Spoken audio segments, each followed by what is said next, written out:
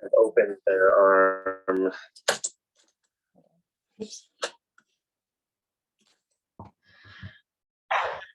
Hello, beautiful humans. Welcome to another Renaissance Explorers. I unfortunately didn't capture in the recording, but Tina was just sharing with us someone tapping into the more beautiful world they know is possible and sharing a journey of how they were able to see it, that transition take place and what it looks like and feels like a little bit. I think that's really alive because that's what our roadmap is about, which is what today's call is about, is, the seeds roadmap. And in order to have a roadmap for anything, we need to have somewhat of a destination in mind. And I think that could be something that we explore a little bit more today. So there's a couple paths that we can go down, and we can start off with voting because we love doing that. So first route we can go down is with a heart. And this is where we'll dive into maybe a 5 or 6 minute meditation on the more beautiful world that we see. What does that look like? What does that feel like? What does it taste like? What does the most average beautiful day of this world look like? What's a typical day feel like in this world? And experience that for a few minutes, and then we can come back to this group, and whoever feels so inclined to share their vision of the future world can do so. So that's one path, is we could start that way, and then we can take that energy and move it into the roadmap and talk about where are we headed with that type of a foundation, and discuss how we can, practically and tangibly achieve it with the new economic system. So that's one route, and that's with a heart. Or the other route is we just dive right into the roadmap and we start talking about really pressing alive things today, and governance and seeds and everything, and we have more time for doing that. So one is we can start off with a little bit more of a journeyed intro, sharing about that new world, and that's a heart. Or we just dive right into the roadmap and pick up some of the good stuff there. That's a thumbs up. So let me know what you would like to do. Heart or thumbs up.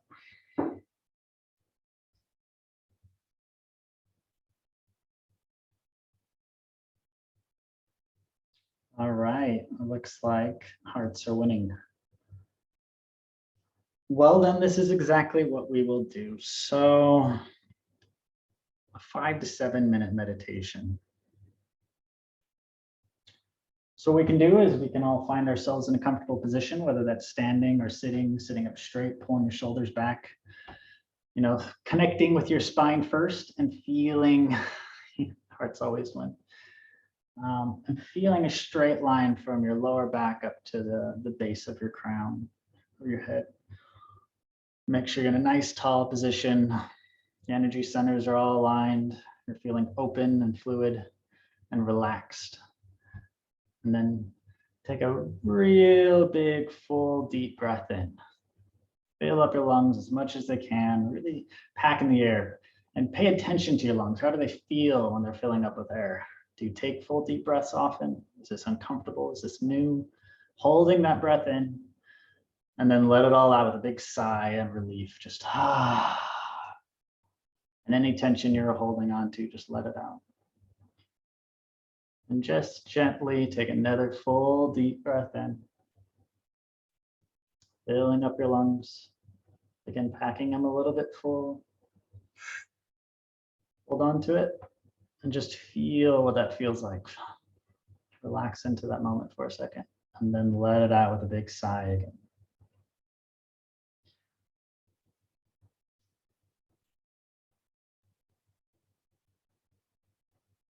Another deep breath. Just sit here for a moment. What we're wanting to do is we're going to clear our minds so that when we step into let's think of it, the 2030s, it's not too far into the future. It's very obtainable, but a lot can happen in a decade, especially at the rapid change of pace that we're experiencing today. So the 2030s, although it's only 10 years away, it could be an entirely different world. And what does that entirely different world look like? So what we're going to do is just close our eyes, try to find a blank space. And then what we're going to imagine doing is waking up into a typical day in the life of this new world. So that's what we're doing. We're going to go to sleep right now, and then we're going to wake up into what an average day in the life of 2030 feels and looks and tastes like. So you can figuratively or literally close your eyes.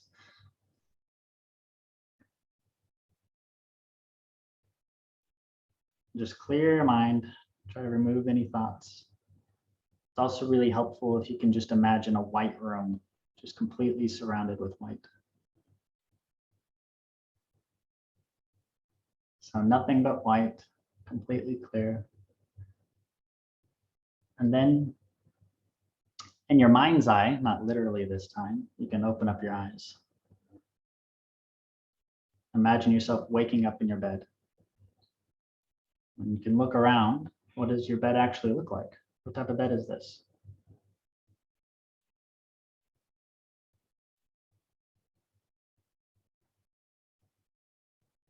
Okay, what do you do next? What's the first thing you do in the morning in this more beautiful world that you're waking up into? Do you have a typical morning routine? Maybe you go out and check the plants and see how they grew overnight. Maybe you check in with your family.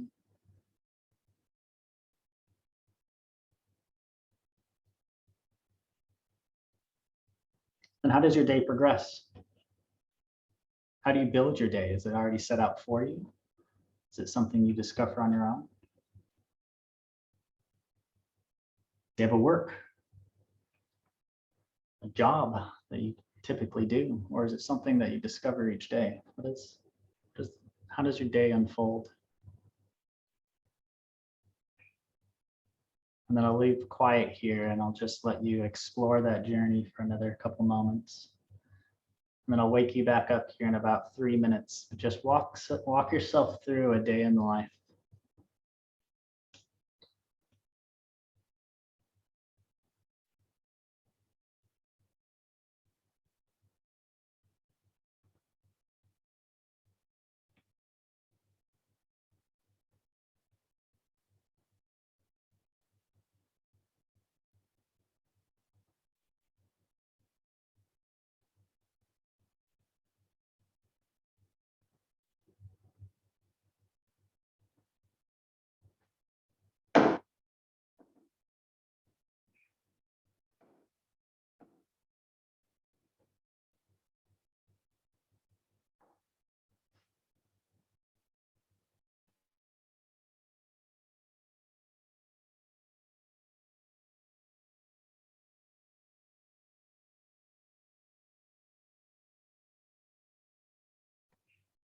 Might think of some main activities that occur during your day.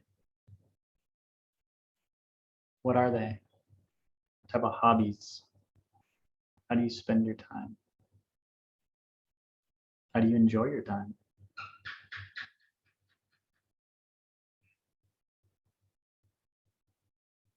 How are you directing your creative energy?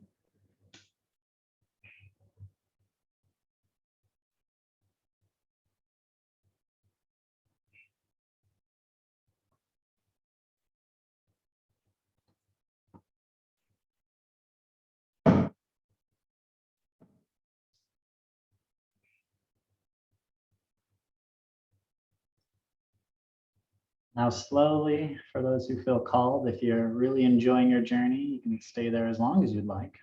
You don't even have to come back to this call at all if you don't want to. But those of you who feel called, you can turn your camera on if you feel like you want to share, put your hand up. If you don't want to have your camera on with your sharing, that's fine too, but just raise your hand on the reactions.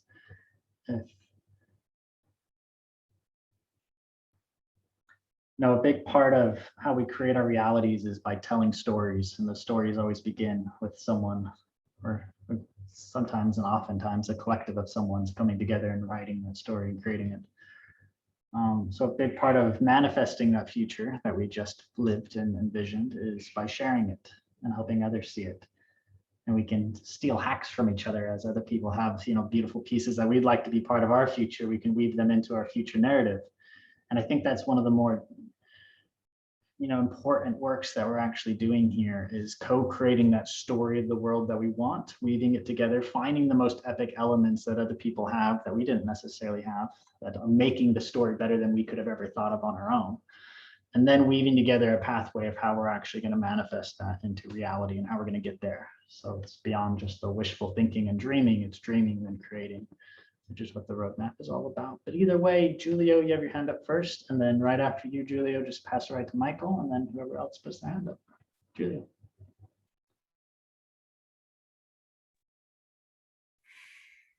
Hey there. Wow, that was really inspiring. So my day started in the fields, in the nature. So I knew I was in a house that was not my house, but it was a shared house with lots of people living there, family, like a family of the heart, not of the blood necessarily.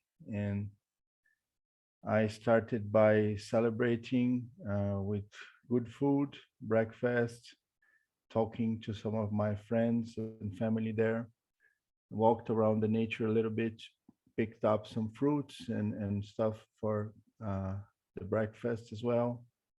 And I was really excited about the day. I knew lots of amazing things would happen. I didn't feel that pressure that, oh, I have to work, I have stuff to do that, you know, it was like an exploration. It was always very exciting. I had this feeling that I really compelled to live and to be there in another day. So, and I knew after the breakfast, I had to take this vehicle. It was many available vehicles there. I took the vehicle to a dome-like structure, like an agora space, where a lot of other citizens like me would gather, and we had like many groups working there. It was super buzzing and super exciting, and it was like the system I could check maybe on my phone thingy that I knew what was going on, what these groups were doing, and I could pick one to kind of collaborate, and or maybe two or more, so I could just join the ones that I felt connected to. I had one or two of them already, which I was frequently contributing, and I could check on and check what people were doing and contribute. And also I had this feeling that all my basic needs were met. So I had food, plenty of food, plenty of the basic needs, security. I could live wherever I felt like. I could check on my device where are the available housing structures I could use and vehicles. And so I felt secure. I felt safe. I felt that I didn't have to do anything during my day, but I would want to do things because I really feel called into that. And so some of the groups were having discussions about projects that would use funds, and some were discussing about ideas. Some were creating poetry and music and amazing things. And I didn't have any pressure to do work, but I could, you know, work. And I felt this urge. It was really nice to be there. And then at night, I came back at my home. It was actually my temporary home. I could change whenever I wanted. And there was a lot of celebration there, music by the fire. So people having fun. And, you know, I knew some of that people just stay there at the house the whole day, you know, just relaxing and reading books and playing music. So it was okay, and it was really I felt good about that as well, you know. So yeah, that was my vision of the future, and I really enjoyed it. Thank you.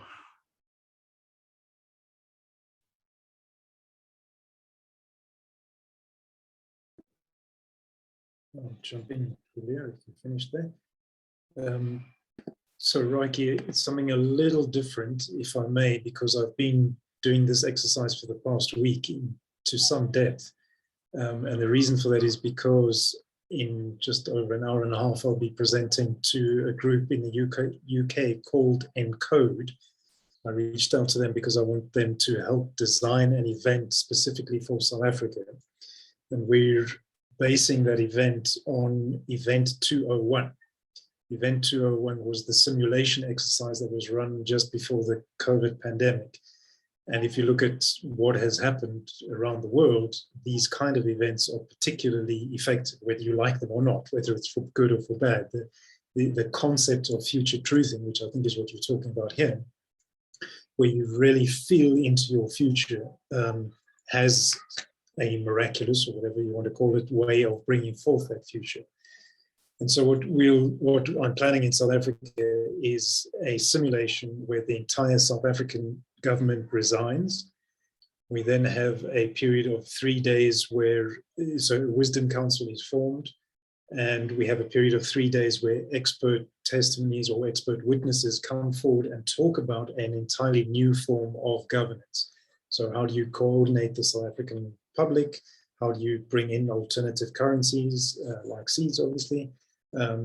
And at the end of that 3-day period, you then have a vote as to a live public vote in which the votes are all transparent and everyone can see what's going on. You have a vote as to whether we want to go back to the old political style or move forward into some new kind of thing. So as I've been preparing with this, I'm sharing it with a small little community that we've formed here in South Africa. People are being attracted to what is being spoken about in unbelievable ways. I mean, I haven't even done the presentation yet, and we're nowhere near getting close to making this happen. But just by putting forward these thoughts, and specifically future truthing, which means speaking about a future truth as if it is happening right now, has just brought forward unbelievable stuff. So I'm telling you that story. It's not quite what you were expecting, I know, but it confirms what you were saying by telling these stories about the future that we want.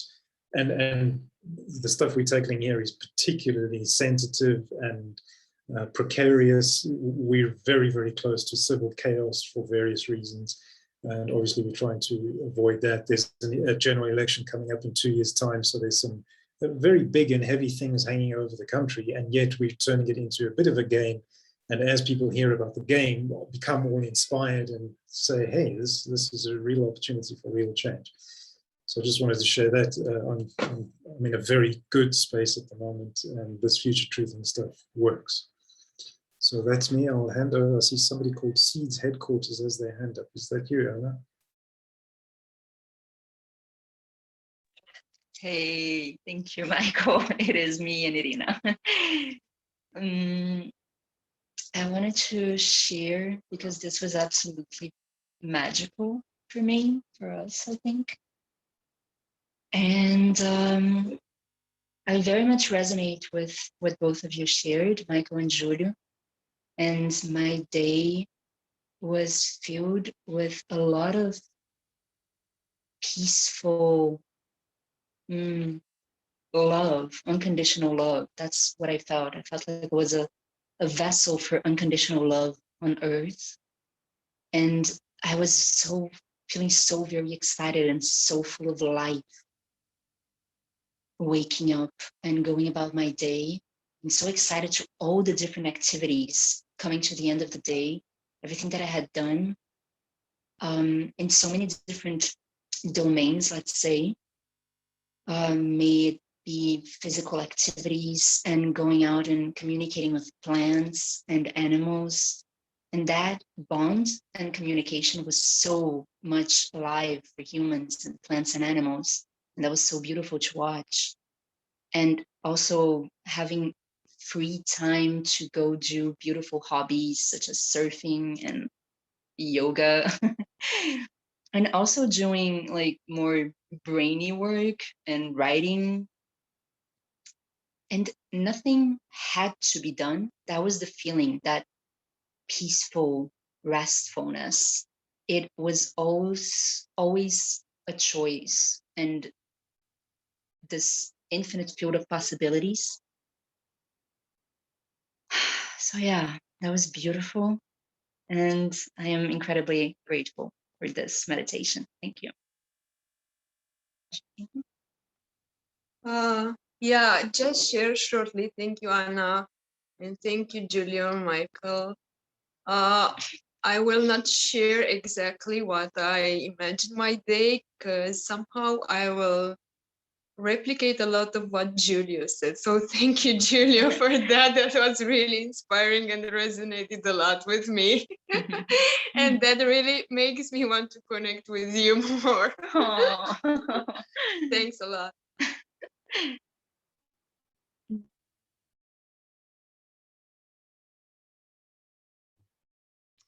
Tina. Well, I wake up and the sun is just beginning to turn the sky a beautiful pink, and the birds have begun to sing, and there's a scent of night flowers still on the air. And as the sun awakes, I hear the singing from my neighbors because they're calling the whole neighborhood to work or to help with the building of some new animal pens, because my goats have just given birth and there are people around me who want to introduce goats into their family. And I get up and I get dressed and I go out and I let the goats out and I take them out to visit each neighbor. And then I come back, and as I'm putting them away, I gather up the ducks' eggs and I bring them into the kitchen where I've got a hearth going with beautiful firewood that's very efficient, close to 100% efficient. And I know exactly how much wood to use to cook an egg. And people are coming in the door without knocking, because they know that they're going to be entering into a house of joy. And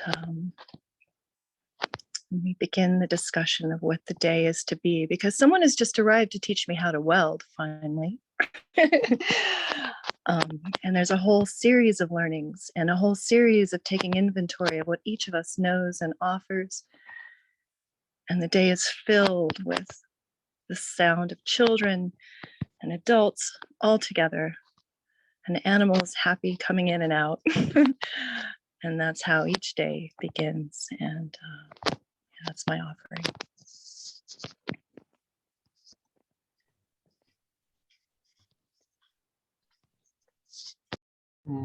Thank you, Tina.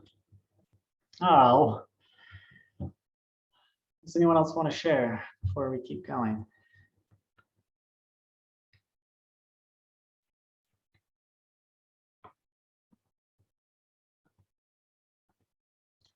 If you feel so inspired to as well, you can make a recording of your most beautiful day. Even if you don't share it with anyone, it's just really nice to walk through it, materialize it, create it. I mean, we understand this, but I'm guilty of not spending enough time, in that future creative state. I tend to focus a lot in the present, which for better or for worse, whatever, but taking time out of my life to be able to create that is something I would like to bring in, and it's an invitation to all of you too. Okay, so where are we going today's journey? I don't need to share that. Does anyone have any proposals to bring to the group? So we're starting normal Renaissance Explorers now, and we're going to get into the roadmap. But yeah, so does anyone have any consent proposals to bring? Or sharing from any of the Explorer groups?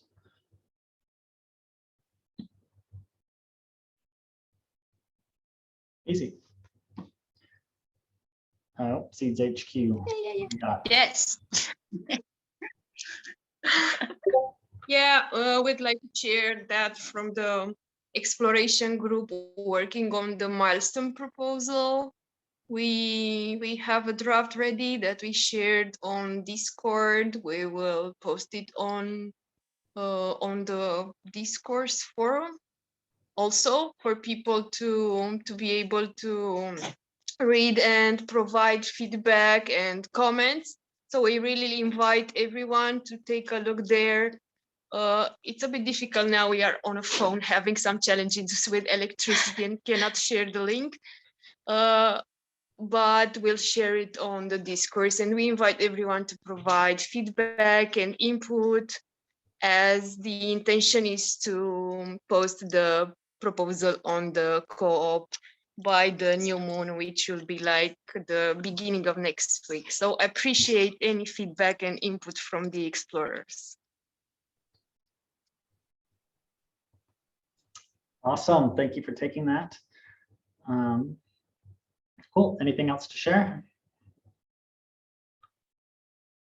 I want to just commend Irina and Anna and Mark and Javi for this exploration group work. It's kind of like as I see it as kind of like a very good process of actually coming together and having productive time and having an output at the end and like creating change through that. So it's kind of like an inspiration of how exploration groups should work and should function. Great job, guys. You're amazing. Good.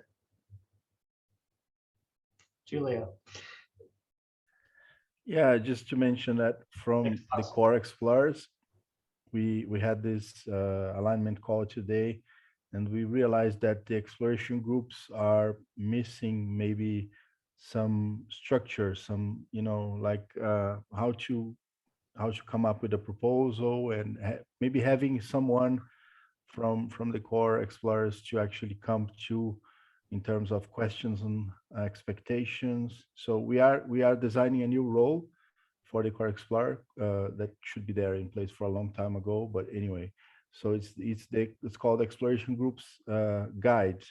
So it's going to be a person energizing that's going to be checking with each exploration group and checking to know if they have what they need, if they know what's expected of them in terms of deliveries, and you know that can help the process to function a little better, so the exploration groups feel more connected to the outcome. So yeah, so this is coming this week. Hopefully by next week we have more clarity on this, and we're going to be interacting with you guys on this. Okay, thank you. Epic. Yes, I love that, having a guide slash a tool provider, tool librarian. Be able to give the groups exactly all the tools they need and support to move things forward. Love that. Cool. Anything else? Then let's dive into the roadmap a little bit. All right, so there's a lot of comments, and we've had a lot of different discussion happening on the side of this, which is really cool to see. However, what I want to do is open up the floor for the first 10 minutes of this. If anyone has anything about the game guide that they wanted to bring up, and this could be first principles, it could be the entire approach is off, or it's fundamentally flawed in this way, or whatever. So we don't need to necessarily talk details. We'll do that here in a moment. This is more big picture. Is this the right approach? You know, so taking the 1,000-foot view, we just envisioned what does life look like in 2030. I want to get there faster, but let's just put a timeline, 2030. You know, what does civilization look like? And that's our day-to-day lives within it. The whole function of seeds is, at least some of our best estimation, a tool to be able to help us create that type of civilization. And we're doing it focusing on, you know, economics, governance, what experiments we're running. So that's another section, actually. Sidetracking for a second, but bear with me. That's another section that I feel like needs to be in every one of the sections, is research and development. Where'd it go? There it is. Yeah, so this is a new section I want to bring up, and this is what RE is actually doing. Is in each one of these stages, we're going to have different focuses of what type of experiments we're going to run. You know, some experiments don't make sense to run when we're, you know, a fledgling economy, and vice versa. Yeah, so that's something else I want to add. And all right, so I'll leave it at that. So any big level things that anyone wants to bring up regarding the roadmap in general?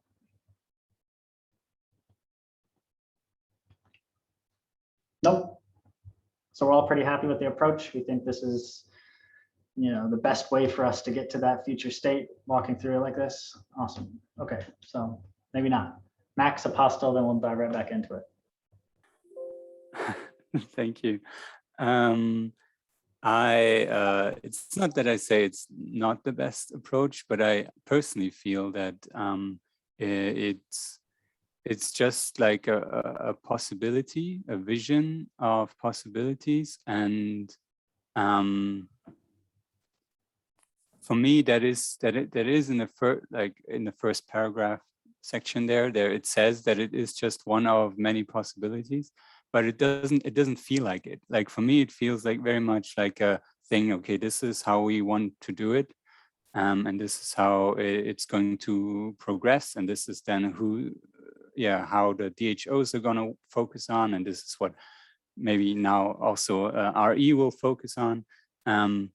And it feels very much like another just sort of milestone thingy, where we already know that it doesn't really work that well because things change, and we don't really know when things are going to happen and how.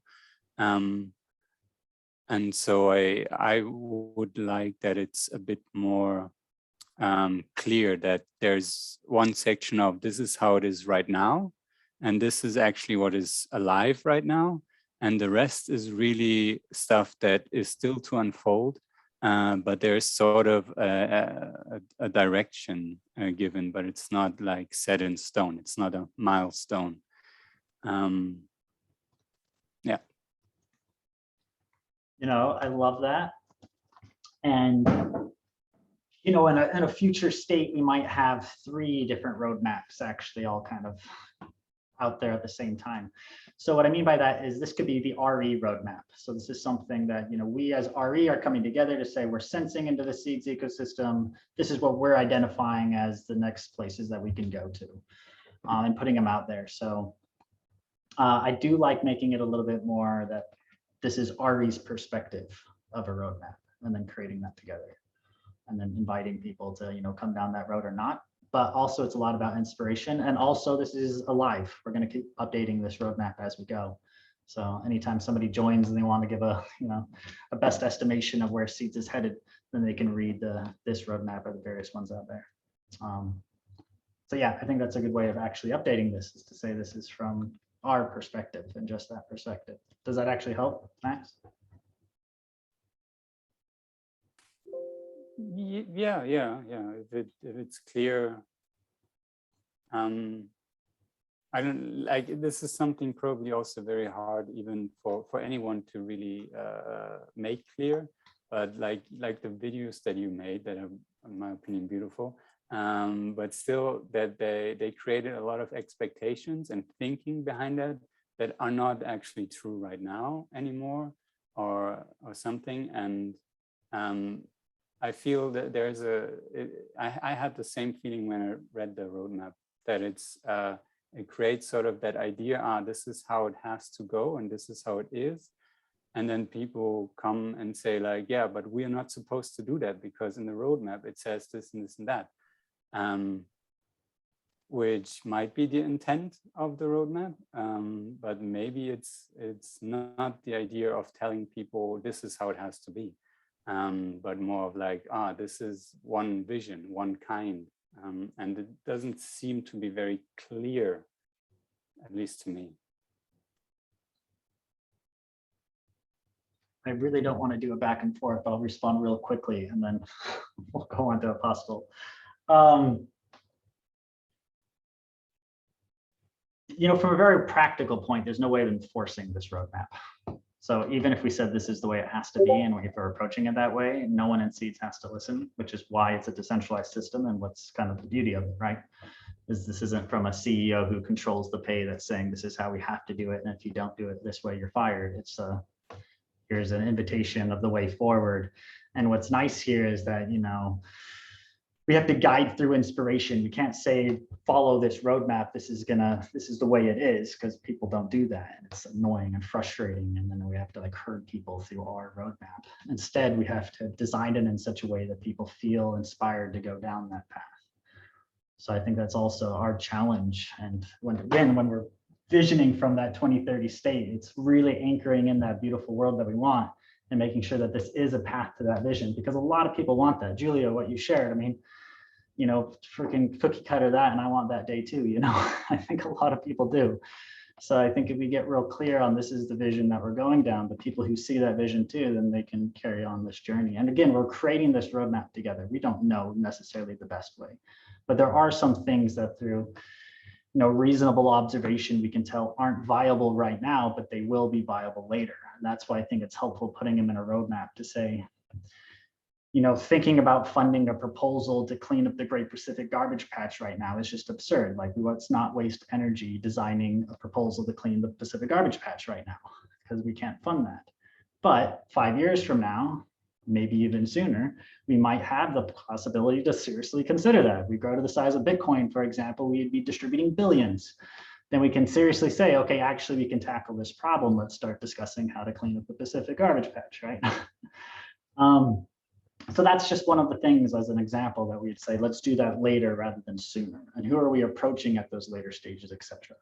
So that's why I do think it's important to have a developmental roadmap of how we best see this thing evolving. Because then again, it's helpful with expectations and not wasting time. If you're teaching your toddler how to bench press, like, why are you doing that? It's not even necessary. Let your toddler figure out how to walk first. I'm not going to make any more analogies. I just think it is really helpful for us to talk about the different developmental stages, what belongs where, and to categorize it. But most importantly, have a discussion about that. So none of this is the way it has to be. If you see something that's later and you think we could do it sooner, great. That's what experimentation is about. And try it anyway. The last part of this roadmap this is again a suggestion. It's mostly for the people who are like, ooh, I love this vision. I really want to get on board, but I have no idea how to help or what to even think about. This is somewhere to direct those folks to be like, okay, yes, we're in this stage. These are some of the things that have already been identified as useful. But if you're sensing something that you feel like is useful now, that the roadmap says it's not till later or doesn't say it at all, that's because you're sensing it. That's the unique gift that you're bringing to this, maybe. Or maybe you're just wrong, but we don't know that until we try it. So, that's mostly what we're doing here is we're experimenting.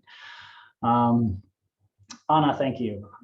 This place is quiet, but I can see you laughing. So I feel like I'm engaging with an audience here. But anyway, sorry, I went on a long point, but thank you for bringing that up, Max. I think that's really important for us to talk about how this document is designed, what's the intention, and how serious is it, I guess. All right, so I said a bunch of opinions. So I'd like to leave space, because this is important, if anyone thinks my opinions are false or have a different opinion. So this is any counter opinions to what I just put out there.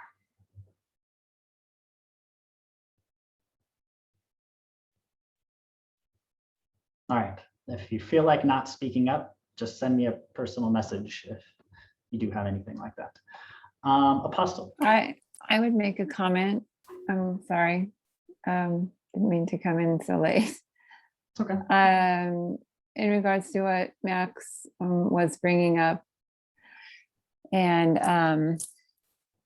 in regards to language, I think that that is really something that has to be carefully pieced together, and that would probably be the best way to bring in the clarity is in the languaging, which of course it takes a lot of effort to rewrite and edit and do that kind of things. That would just be a suggestion to look at. I absolutely love that suggestion. It is a little bit of work, but if anyone's volunteering or wanting to do that, I would love if you just put in suggest mode and see what you want to change. Michael, you're a wizard at that. Thank you. And typically I just go through and approve all of Michael's suggestions, and I'm happy to do that. Dia or Max, if you want to go through and change all my shoulds to coulds, that'd be great.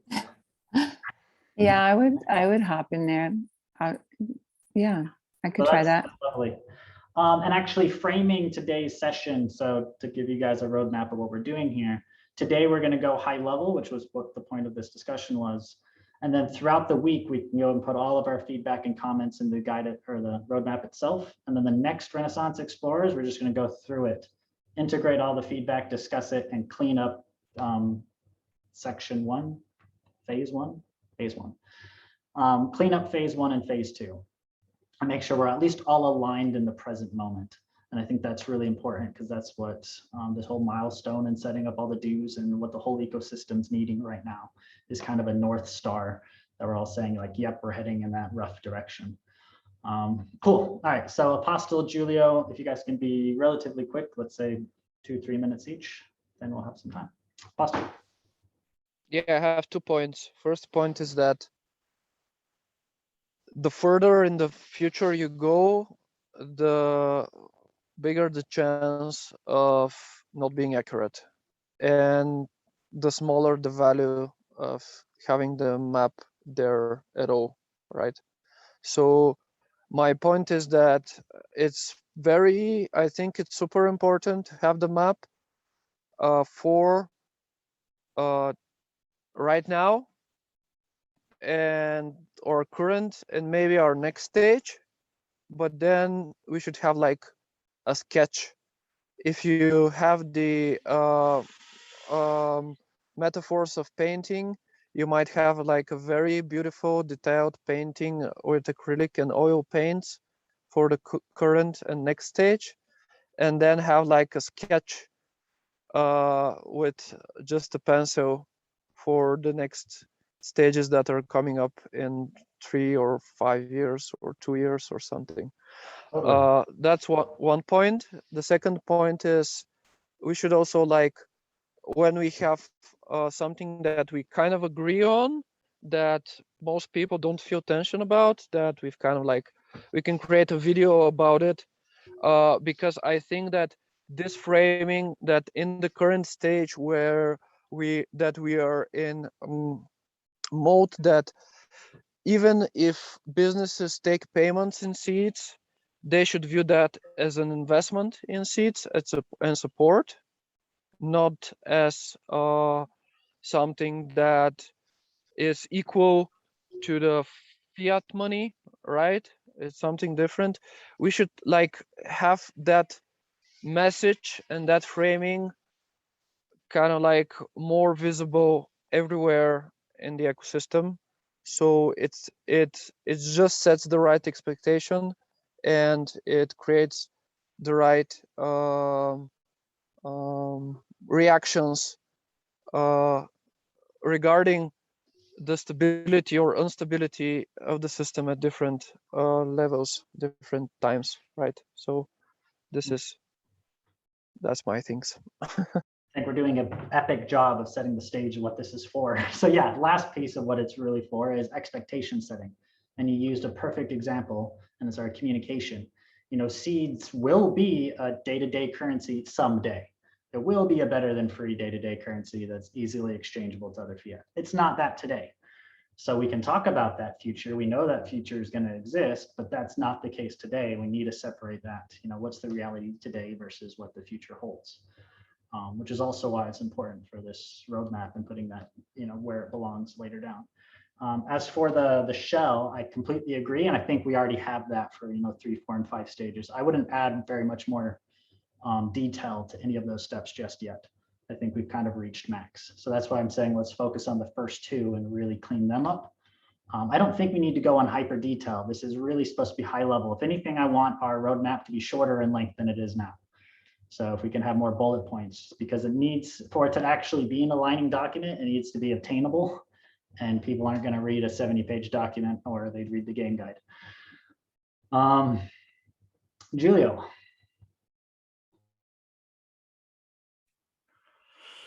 Yeah, much in alignment on what has already been said. I agree that it's much easier for people to take in strategy, because what's the purpose of this roadmap in a way is to convey strategy, right?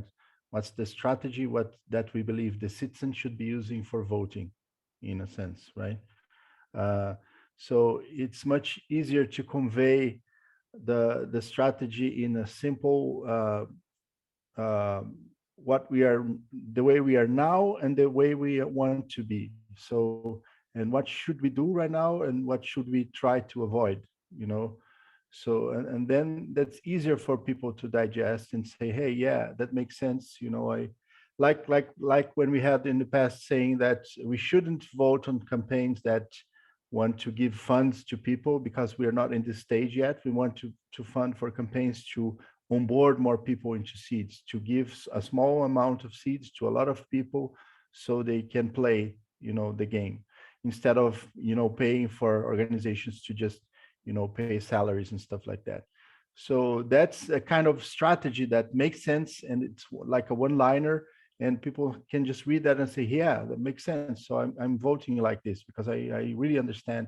So what I mean is, if we focus on describing the reality that we want for the next step, and the one that we are right now and the one that's on the next step, it's much easier than trying to kind of predict that many layers into the future that can change, of course. And then we say what we want to happen now and what we want to avoid now, and that's a good way to write.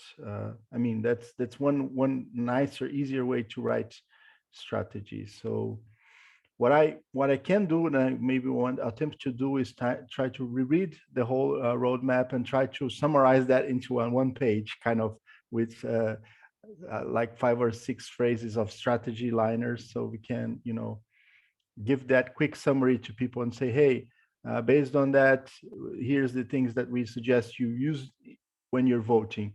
So the strategy that you should be using for voting right now, and that's I love connecting. I think that's fantastic. We can even link that guide because we're looking for some docs to link in the passport when you go to the voting section if you want to learn more about it. And then we can actually link that one headliner. So it's like a one page around. Yep, awesome. Perfect, perfect. Thanks, Julia. Tyler. Yeah, thanks, Ricky, and loving this conversation thus far. I guess I have a question that might get us into a bit more specific topic, if that's all right. And I just want to sense if anyone was continuing on the flow that Julia was going there, if that's all right, if I kind of dive into something. Yeah, do you feel happy, Julia? Cool. Cool. So I'm really curious to hear from like 3 people, but it could involve more. I just noticed reading through the documents, Discord, that there is this kind of back and forth conversation between Reiki, Apostle, Max, and Fabi around the topic of like, how do we frame the position we're in, the stage we're in now, as it pertains to seeds being a medium of exchange or something that is useful to people besides just a long-term investment. And there's kind of what I noticed a bit of an initial like, I don't understand this. We need to have it being useful now, sort of attitude at first from Apostle, from Max, from Fabi, and then Reiki, you were kind of delivering your strong points about like, this is exactly kind of why I'm putting this document together. And then there's that continued back and forth. And I'm just curious to hear from like the 3 of you and anyone else, like, what have you all learned collectively from that conversation that's occurred over the past couple of weeks on this topic? And Apostle, I even saw like in Discord, you said, I think I've kind of changed my perspective on this. And I wonder if we could use a little bit of time here for people on who started on perhaps opposite sides of that to share like where they've moved since that conversation. As I'm coming in, missing some of these calls, trying to make sense of where the collective understanding is at.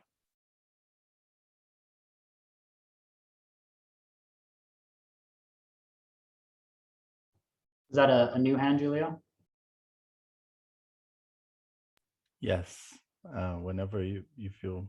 Should I bring Go that? for it. Yeah, so I thank you for bringing that, Tyler. And I really think that's one of the key points in that roadmap that raises the kind of disagreements, and because that's the strategy of not using seeds as a currency right now, but rather as an investment for the future when it actually become stable enough to be used as a currency. So, and then we shift the intent of, like, instead of bringing seeds to the people to start using it, we are actually trying kind of to sell seeds to investors in a way. So people are buying seeds in a way and becoming investors to this new currency that's going to be used in the future. So it's a different take, and I see some communities already were seeing seeds as a currency that can be used right now, and that's causing some tensions, I think. And well, if I have to take a position, I would say having seeds as a currency usable right now, even though we know that it's valuating and the fiat is currently devaluating, and that's a kind of a bad strategy. Actually connect seeds to real life, because if we onboard people into seeds, and by the onboarding campaigns, and like invite 100 people, now they have like 100 seeds each. What can I do with these seeds? Oh, nothing. You have to hold to the seeds because, you know, in the future they are going to be valuable. But people want to use this currency because they are desperately needed for ways of actually having access to prosperity and abundance, and that's just a new currency that's valuable for them. And some people don't even have the luxury of saving at this time in the planet, you know. So what I mean is, if we disconnect seeds from actually being a living currency right now, we kind of disconnect people from their reality. They kind of have to live right now. So that's why I'm siding with the people that say, hey, for each of the interactions, we should still have some ways for people to use seeds as a currency, even though that's not the main usage of it. But let's not disconnect from this, because otherwise we kind of disconnect people from their daily needs, you know. So yeah, maybe that's what I wanted to bring. I'm gonna respond real quick to that. That's an incredible point. And what I've gathered, and you can correct me if I'm missing something, is people want something to do with the currency, not necessarily that they know they can trade it for $100 and leave. So there's a couple other routes we can go about that. I just want to share some quick ideas. One is the decentralized exchange and launching other dues and the projects on it. So what can you do with seeds? You can invest in other projects. Okay. Another one is, and this is a new idea that's come up for a new due, is a due that's giving courses, holding calls, holding space, teaching people about Reiki or yoga classes or whatever. There's a collective of people who give courses and teach gifts and create things for communities to enjoy, and they can give their gifts for free from this due. And then the due could be a public due getting funding from that. And they could have certain tiers. They could say, okay, these particular courses are for people who have, you know, 500 seeds planted or 1,000 seeds planted or whatever. And this is kind of a nice use, because you're saying, okay, if you come in and you invest into the system, either financially or with your time to earn seeds, then you're going to be able to earn different tiers of where you can get free content and free community building tools or whatever. And further, this is helping people invest into it, because we want people to plant seeds away and to hold on to them until they fully appreciate it. This is how we can decentralize that abundance. If people come in with their seeds and they immediately sell them, we have no way of being able to continue to give them value, because the tool that was meant to capture value, they got rid of. So if we're creating more pathways and more incentives and reasons for people to plant their seeds, then that's going to be good for them, that's good for the ecosystem, and it's this beneficial feedback loop, which is what we want. We want these positive, self-reinforcing, beneficial feedback loops to counteract the negative ones that are currently happening. So yeah, that's another way, is like we can think of different ways to make holding seeds or planting seeds useful. And this is what most of the rest of the crypto world is kind of doing, is we say, you know, grab our token, lock it away, earn more tokens, and it's this kind of thing happening, but it works. And it's gaining a lot of value, and then that value is being able to use to build tools and transition systems. So I think there's some things we can learn from that without getting sucked into that world. But anyway, yeah, so I think that's a really great point, that it's important to have seeds be usable. And I also want to mention that we can still be using seeds as a currency. It's so great for that. It's fee-free, it's instant, awesome. I just don't think we need to set the expectation to like accept this as a currency and then you can immediately trade it to your, you know, local currency. Like, let's not set that expectation. Let's absolutely be running pilots in communities that want to use seeds, you know, perfect. In some places in the world, especially when they're like local currencies are failing and they're just impossible to come by, seeds will be a great thing right now to help people today. yes, fully. But most people showing up to seeds right now, that's not an expectation I think we should set. So that's it. It's just what expectations are we setting, not is it technically feasible to do so. Anyway, I'll stop talking about that and I'll pass it to Tina. You kind of covered what I was gonna bring is just this, but I'm seeing it in the terms of reciprocity. So, you know, really actively engaging in reciprocity within the seeds environment so that when we are, for me, you know, like setting up these micro experiments where we're actually putting seeds into a kind of a reciprocal flow where there's a return, even an amplification, like, you know, do these things as small scalable experiments, even on the ground or in small groups or within DAOs. Yeah, the educational DAO, absolutely. Like, and just do a lot of experimentation with the feedback loop that is required to do these marketplaces in a different way than we're used to, because, you know, it's like an untraining for us as well within the ecosystem to see what these these marketplaces can do for us, you know, whether they're on a micro scale or whether we're building them as tools. So even within proposals, I think encouraging somewhat, maybe through the various roadmaps that we create, that there needs to be this reciprocity piece where we're creating the flow back systems that allow for things like the inherent value of seeds to kind of become visible. That's kind of my priority. Like, how do we, you know, what does it mean to put seeds into circulation, not just once, but 2, 3, 4, 5 times, you know? Yeah, that's it.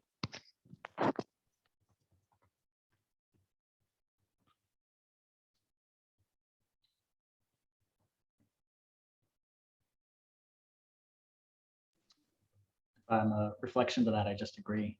So that was an easy one. Thanks, Tina. Does anyone have any feedback for Tina? Cool. Apostle, Max, and then we'll spend the last 10 minutes going over the roadmap.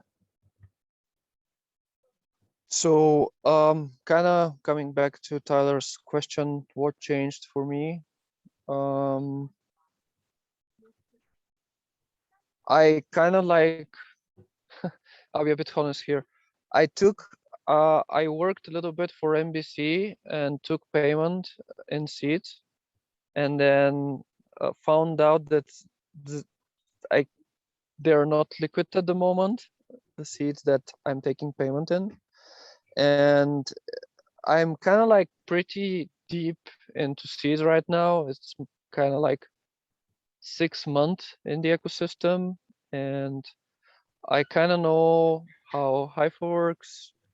Like on 60%, I'm kind of probably most of the time in RE. I keep up with the Discord, and I'm like deep enough in the ecosystem in order to like understand that this is probably going to change soon in the next couple of months. I think so, I feel so. But for people who are not that deep into it, who don't have the time or format or need to get that deep into the system, if something like this happens, for example, a business starts selling their services in seeds, and they're like selling quite a bit, maybe 10%, 15%, 20% of their services or products in seeds at the Hypha sale price, because that's the official price in the passport. And then if they want that money, if it's not framed that it's an investment, if it's framed that it's just similar to fiat money, and they want to do something with this money, with these seeds, like exchange 20% of them because their coffee machine breaks, for example, and they need to buy a new one, and they can't do that.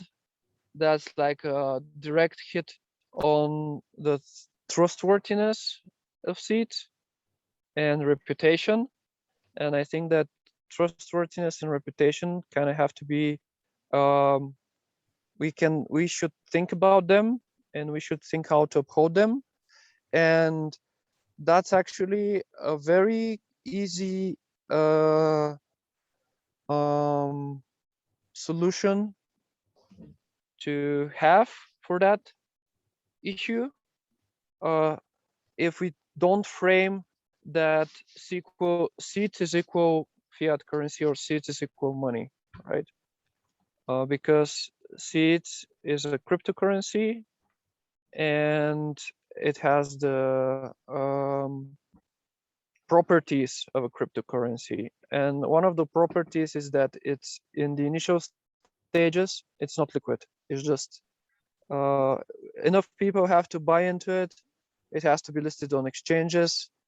It has to have like tens of hundreds of thousands of people working in it. And then it would probably have some kind of a stable price that is still, even the big cryptocurrencies that are like Cardano and Ethereum and Bitcoin, they still have like huge spikes of up and down in their price, right? It's usually like a upward trend for all of them, and that's hopeful. But just if we want to target and cater to people who are not like understanding how crypto works, we should have that frame of this is an investment and there is a risk, and there might be an upside to the risk as well, right? You might profit from it, but it's also like risky, and maybe even design a way to I don't know,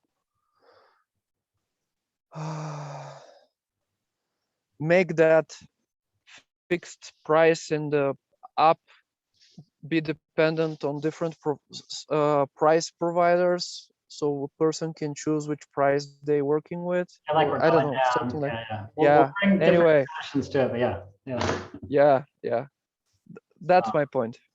That's why I changed my mind, that this is super important. Thanks, Apostle. And Max, were you responding to Tyler as well? Yeah, actually I was. Let me remember what it was. Since you mentioned me by name, I tried to go back into that state, what I replied to at least. And for me, it wasn't so much, I think, what I heard from Fabi and so on. I do agree that it's quite early to have seeds used sort of as a normal currency, that you can just exchange it however you want and you can swap it in any way. But that there was kind of that notion by reading that it's like we shouldn't even explore, how can we establish seeds more as a currency, as a circular economy, that we only use seeds, that we make seeds itself attractive. And I never felt like that this document was trying to say that, or you, Reiki, was trying to say that we shouldn't try things out, and that we shouldn't have small ecosystems where we start trading with seeds. But apparently it felt like sort of but we are not going to do that now. It only happens after go live, that we will have marketplaces where we can trade things, services, goods and services, maybe for seeds. And this felt a little bit like okay, so whatever we want to do right now, we are not supposed to do. So a lot of local people, pilots, they want to establish seeds as a currency that they can use there, but it's kind of said, not right now. And I didn't really share that opinion, so I don't feel like this is, but just to share that maybe this was the thinking behind all of negative reactions to this, maybe. Yeah.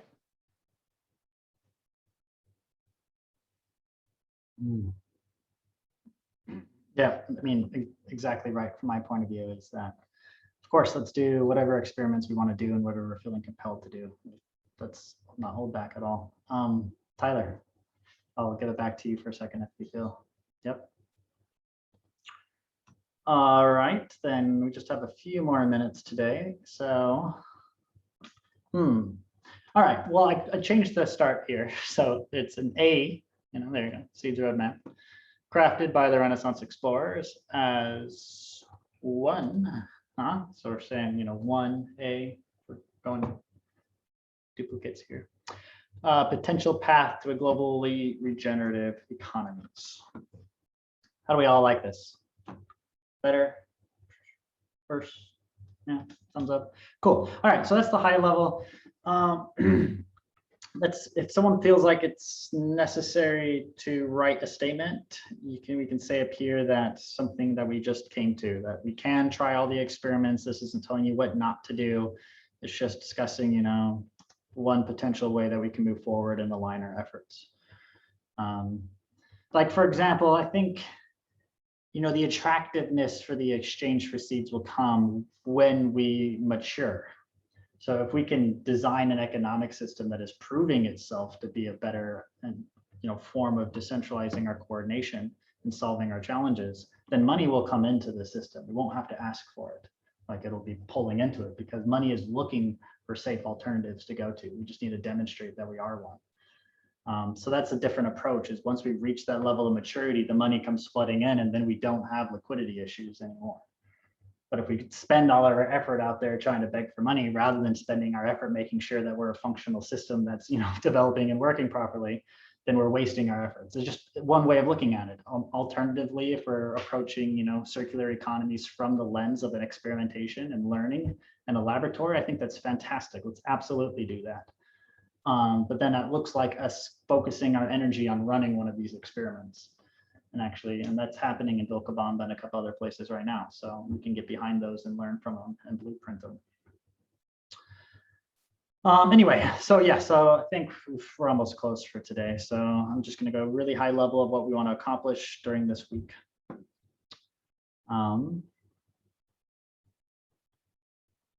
So the big one that I wanted to bring up with this group is, what are we focusing on right now? So this is a stage we're in right now. So what I'd love is if you could just leave any comments on any of the experiments that you're currently running, that you currently think are valuable, and what's alive and what's gaining traction and gaining value and being enjoyable for you to work on. So if you have anything like that you're currently researching or developing, just leave it as a comment on this place here and I'll add it. Simultaneously, we're going to do that for the second section of what do we want to focus on next. And that's going to help hone how we and Renaissance explorers move forward, because we're the research and development kind of hub of the seeds ecosystem. So this kind of gives us a little bit of focus and lets the rest of the community know what we are focusing on.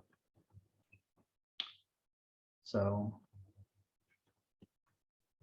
when they're going through and deciding which dues to give their vote to for splitting the milestone seeds, they can look at this and always know what RE is up to and the value that we're bringing to the system. So it's important for us to be able to continue projecting that and showing other groups how to project it as well. All right, I don't really have all the time to go through this the way I was going to, so I'm just going to stop here and open it back up to anyone who has any feedback on the flow of this, or if they have any questions about what we're wanting to do this week or anything at all on that vein.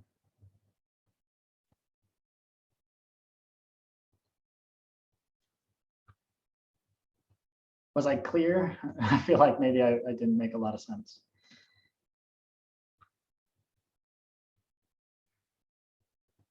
Di is saying something in the chat.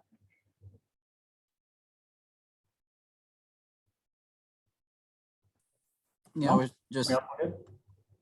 I can repeat what I said in the chat. Maybe it's just, I really want to make a case for a local liquidity, move away from global liquidity and have a full support for local liquidity. Like, yeah, which can be anything, which doesn't need to be money per se. Like it, yeah. Anyway, that's what I was writing in the chat. Right.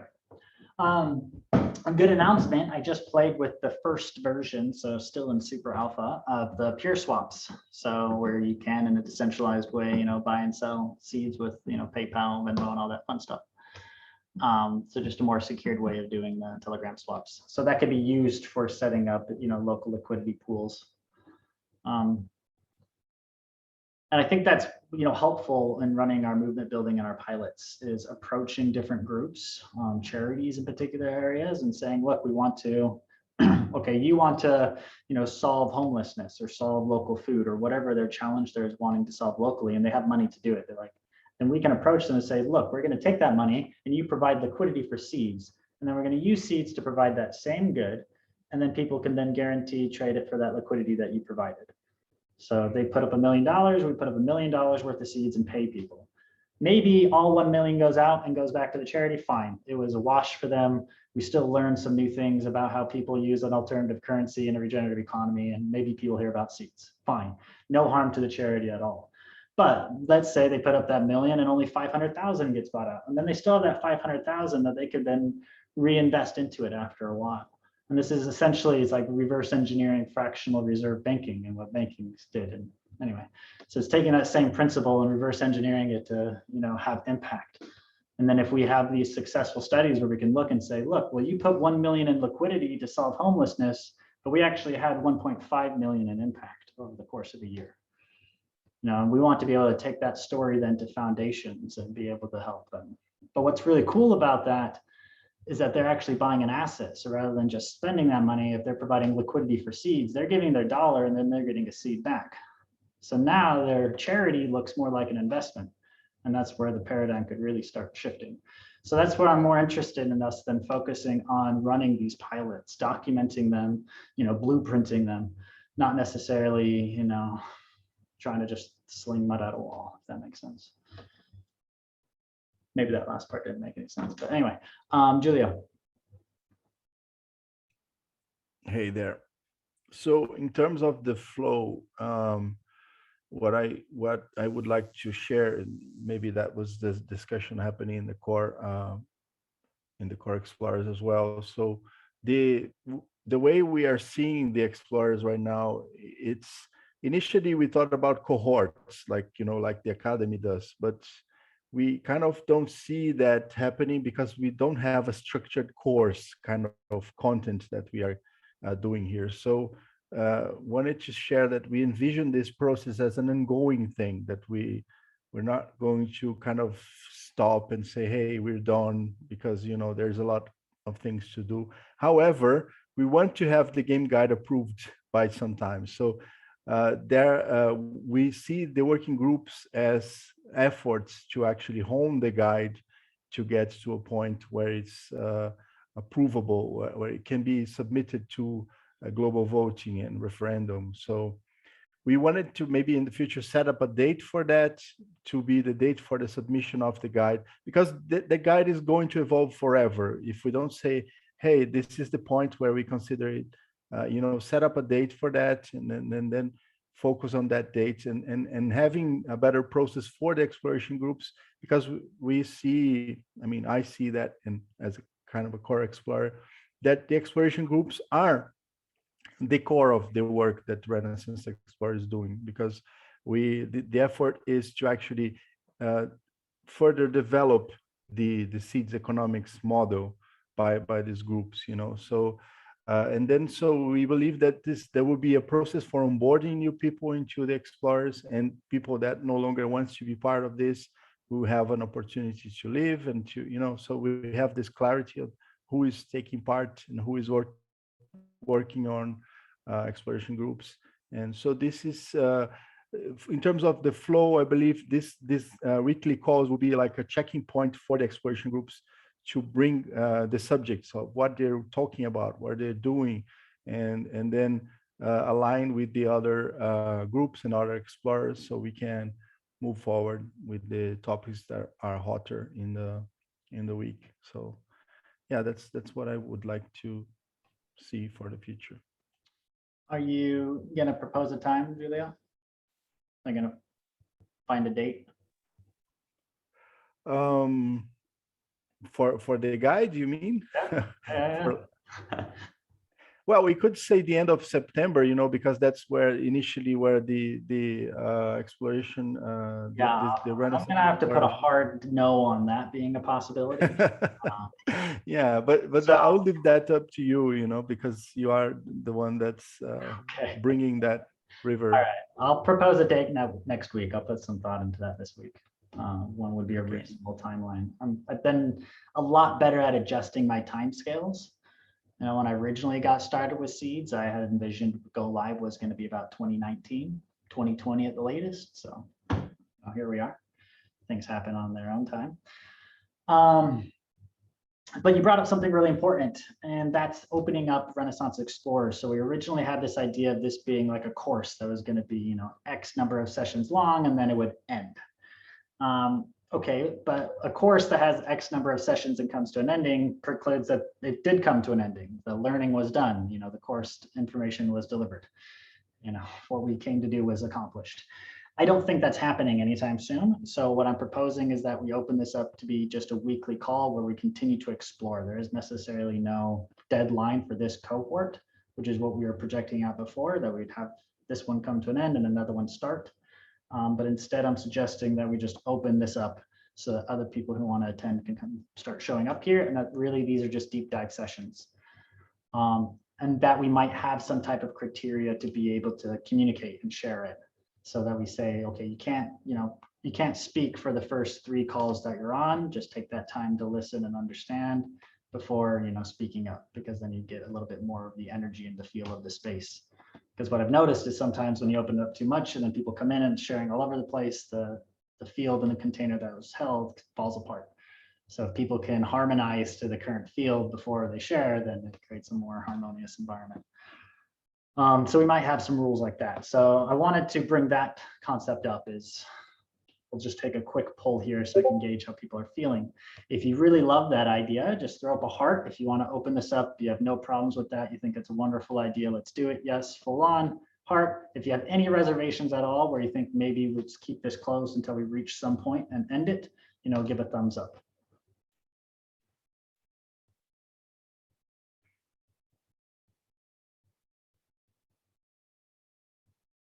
Okay, well, all right. Mostly all hearts, so I probably don't feel the need that this is contentious at all.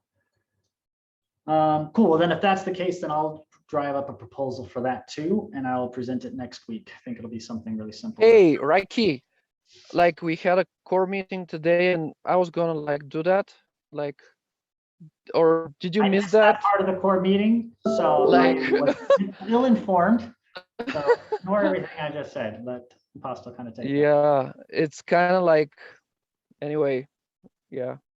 All right, well, we are on the time hour anyway. So what I'm going to do is wrap it up real quick. Again, the focus of this week is the first 2 sections of the roadmap. Does it make sense? Are we delivering everything that needs to be delivered? And what can we remove? I think that's a big one. If there's something superfluous, let's get rid of it.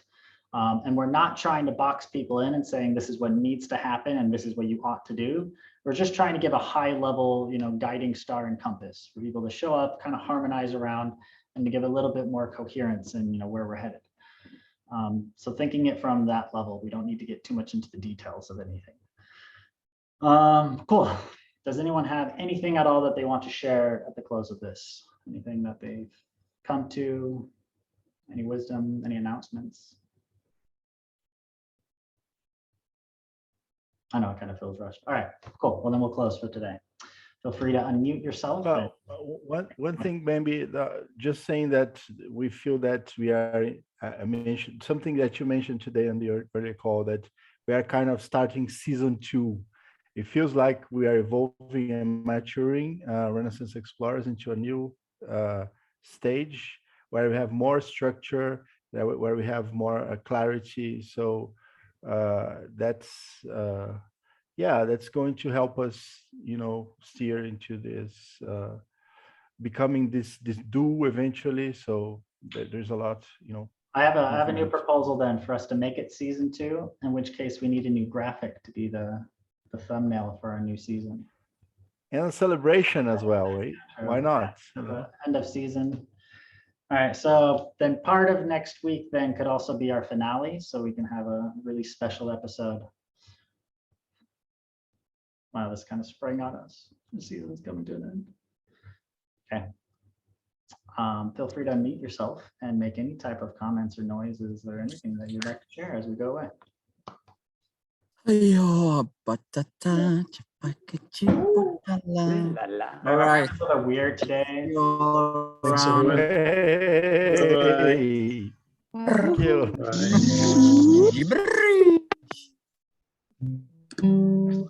Cheers, everyone.